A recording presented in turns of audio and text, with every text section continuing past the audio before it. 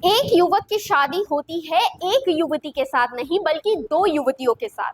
शादी का सीजन चल रहा है और ऐसे में बेहद चौंकाने वाला मामला छत्तीसगढ़ के कोंडा गांव के ग्राम बैलगांव से निकलकर सामने आया है, जहां हितेश जो कि प्रेम प्रसंग के चक्कर में दो युवतियों के साथ शादी करता है। पहली है यामिनी और दूसरी है फूलबती। और खास बात तो ये है कि उनके घर के सामने जब शादी का कार्ड छपा तब भी शादी के कार्ड में भी ये लिखा था और घर के सामने भी बड़े बड़े अक्षरों में ये लिखा था हितेश संग यामिनी और फूलबती, जिसे देखकर सब हैरान हो गए। तो चलिए इसके पीछे बताती हूँ कि आखिर हुआ क्या था।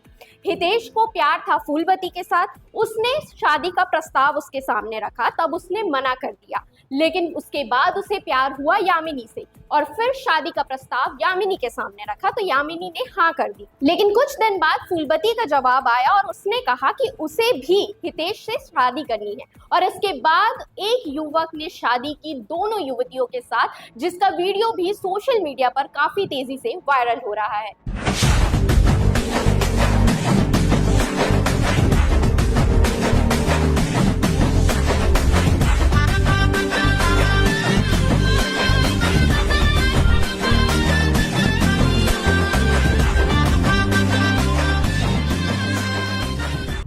इस वीडियो में आप देख सकते हैं कि दोनों दुल्हन के परिवार वाले बारात लेकर आते हैं और फिर शादी कराई जाती है और खुशी खुशी तीनों की सहमति से ये शादी हो जाती है। इस अनोखी शादी को लेकर आप क्या कहेंगे, हमें कमेंट करके जरूर बताइएगा, क्योंकि ये ऐसा पहले जमाने में हुआ करता था। एक राजा की कई रानियां होती थी, लेकिन अब भी एक युवक की शादी दो युवतियों के साथ हुई है।